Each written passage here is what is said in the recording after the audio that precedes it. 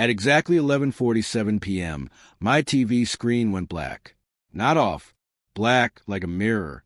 And in that mirror, I saw someone standing behind us. The worst part? When I turned around, there was no one there. But when I looked back at the screen, it waved. If you ever felt your stomach drop from something you couldn't explain, if you've ever questioned your own eyes, then buckle up, hit like, subscribe, and turn the lights on, because this story doesn't end where you think it does. I need to start by saying this clearly. I am not superstitious. I don't believe in ghosts. I don't believe in spirits, demons, shadow signs, or energies. I believe in explanations. That's why this still eats at me. My name is Fred. I'm 36. I work IT for a logistics company. My life is painfully normal. Mortgage, car payment, laundry every Sunday. And my wife, Dolly has always been the emotional one. She cries at commercials. She believes places can feel sad. She talks to stray cats like they're co-workers. I love her for that. But that night, I wish she had never said a word. It was a Tuesday, not a scary movie, not a storm, no creepy mood-setting nonsense. Just us on the couch, lights off, ceiling fan humming, half watching some forgettable movie we'd already seen. The kind of night your brain doesn't bother storing. Until it did. At 11:47 p.m., the movie paused. Not stuttered, not buffered. Paused. The progress bar appeared. The sound cut. I laughed and said, "Great, the app's doing that thing again." I asked Dolly if she sat on the remote. She didn't laugh back. She said, "I didn't touch anything." Before I could grab the remote, the screen went black. Not powered down. Black like glass. Black like it was watching us back. At first, all I saw was us. Me, slouched, arm around Dolly, her legs tucked under her. Then my brain noticed a problem. There were 3 reflections. I made a joke. I always make jokes when I'm uncomfortable. Guess we got a guess. Dolly didn't respond. Her fingers tightened around my forearm, nails digging in hard enough to hurt. She whispered, "Fred, why is someone standing behind you?" Every muscle in my body locked. I turned around instantly. Nothing. Empty living room. Hallway dark. Bedroom door closed. Normal. I exhaled and turned back. The movie resumed. Sound. Motion. Dialogue. Like nothing had happened. I laughed again. Too loud. Too forced. See? Glitch. Dolly didn't laugh. She was staring at the screen, like she was trying to memorize it. Then she said, "Fred, the reflection never changed." My stomach dropped.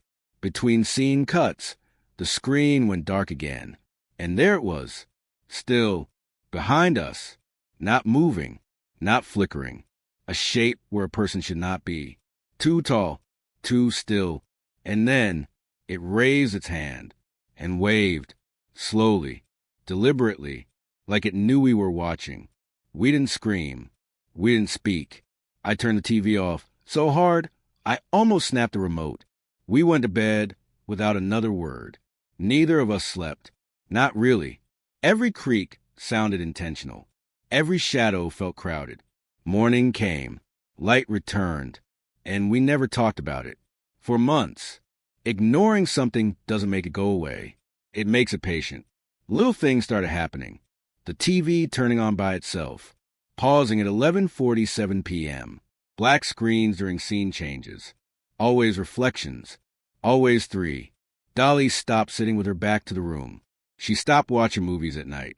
She stopped sleeping deeply. I told myself it was stress.